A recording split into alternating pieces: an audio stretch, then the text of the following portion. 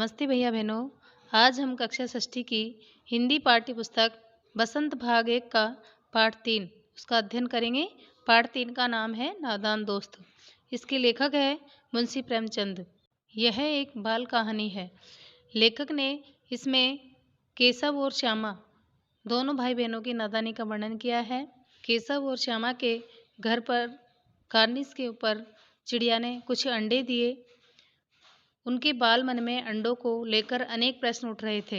अंडे कितने बड़े होंगे, किस रंग के होंगे, कितने होंगे, क्या खाते होंगे, उनमें से बच्चे किस तरह निकलेंगे, बच्चों के पर कैसे निकलेंगे, घोंसला कैसा होगा। लेकिन उनके इन सवालों का जवाब देने वाला कोई नहीं था, क्योंकि पिताजी तो ऑफिस आते थे और माँ घर के कामों में व्यस्त रहती थी। वो खुद ही इन सवालों का जवाब ढूंढ लेते थे। अब आइए पाठ पढ़ने से पहले इसके कुछ कठिन शब्दों को देख लेते हैं। कार्निस, दीवार के ऊपर आगे का निकला हुआ जो भाग है उसे कार्निस कहते हैं।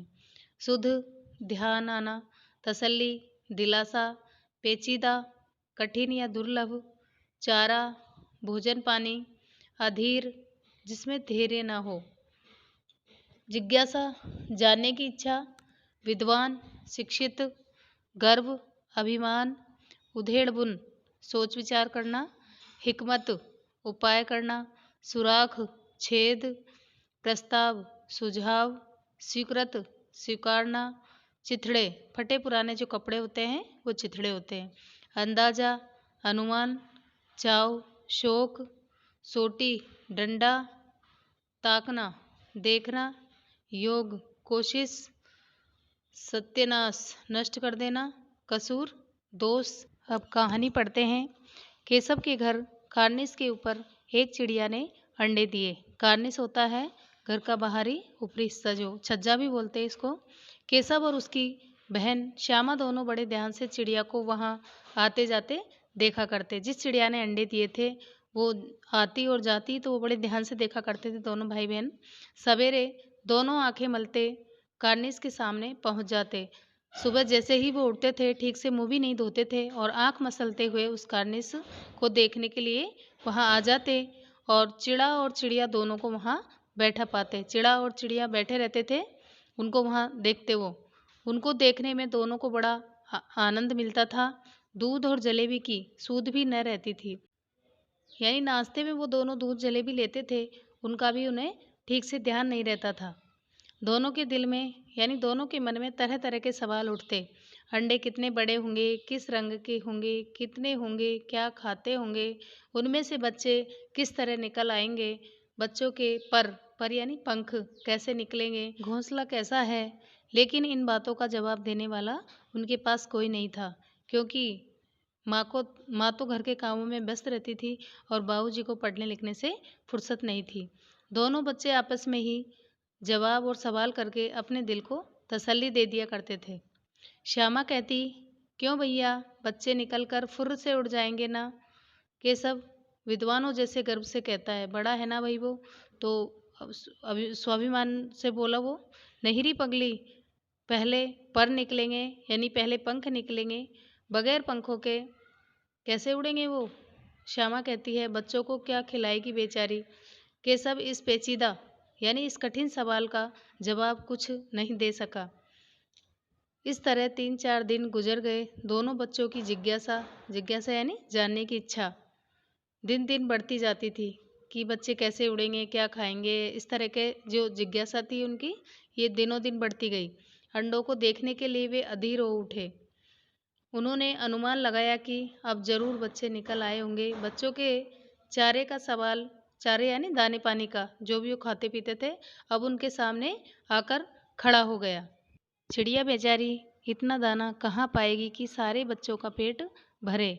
गरीब बच्चे भूख के मारे चूं चूं करके मर जाएंगे। इस मुसीबत का अंदाजा करके दोनों भाई बहन घबरा उठे। दोनों ने फैसला किया कि कार्निस पर थोड़ा सा दाना रख दिया जाए। श्यामा खुश होकर बोली, तब तो चिड़िया को चारे के लिए कहीं उड़कर नहीं जाना पड़ेगा, यानी दाने चुगने के लिए कहीं जाना नहीं पड़ेगा। केशव बोला, नहीं, तब क्यों जाएंगी। श्यामा, क्यों भैया, बच्चों को धूप न लगती होगी। केशव का ध्यान इस तकलीफ की तरफ तो गया ही नहीं था। बोला, जरूर तकलीफ तो हो रही होगी, बेचारे प्यास के मारे तड़पेंगे, तड़पते होंगे, ऊपर छाया भी तो नहीं है। आखिर यही फैसला हुआ कि घोंसले के ऊपर कपड़े की छत बना दी जाए।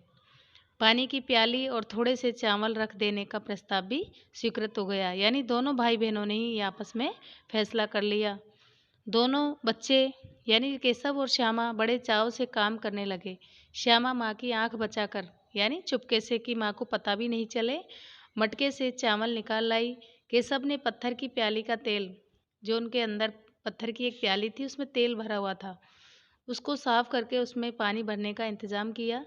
अब चांदनी के लिए कपड़ा, चांदनी यानी थोड़ी सी छाया करने के लिए, वहाँ तंबू टांगने के लिए कपड़ा कहाँ से आए।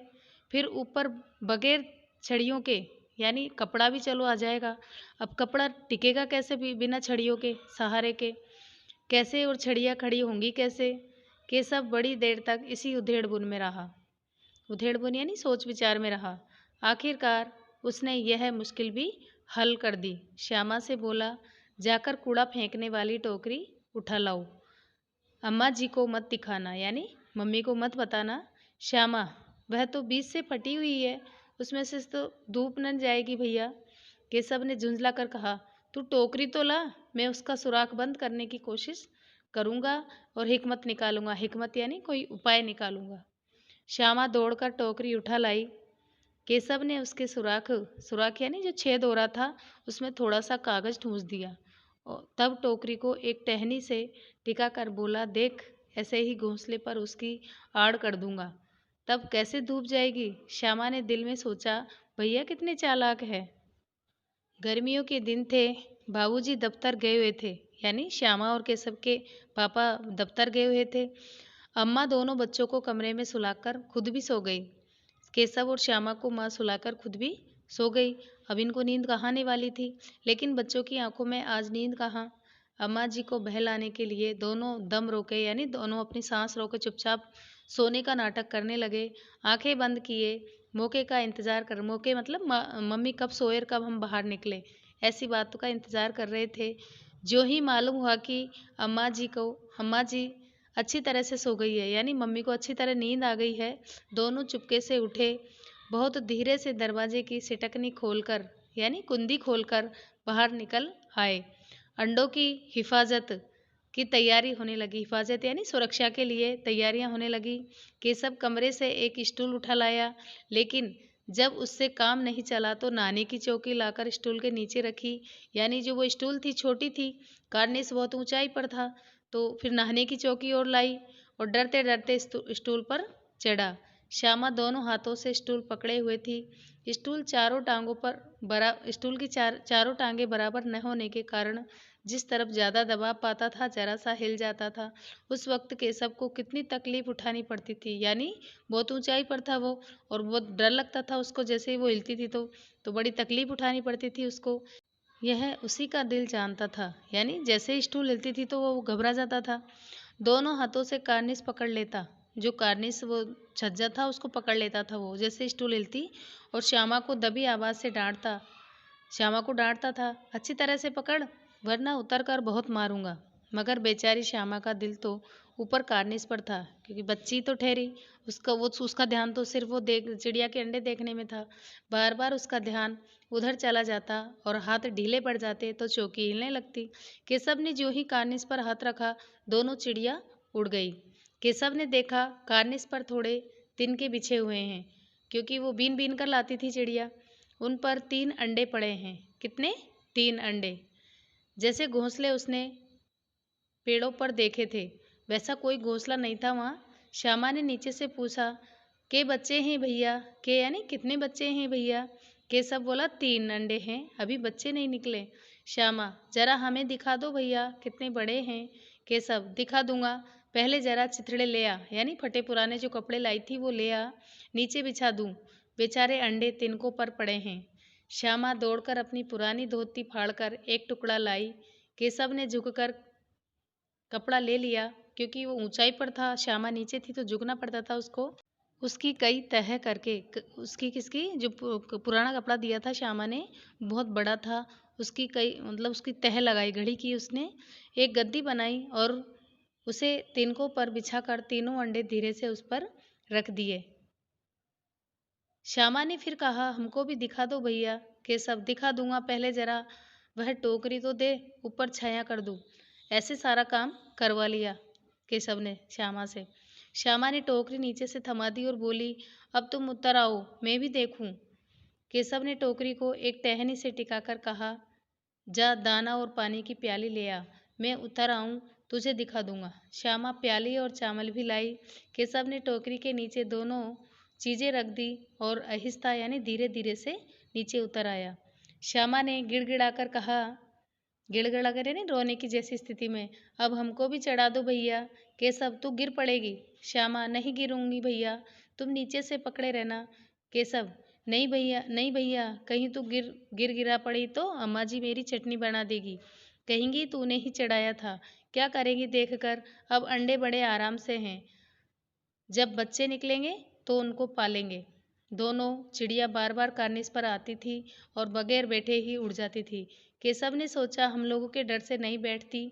स्टूल उठाकर कमरे में रखाया, चौकी जहाँ की थी वहीं रख दी।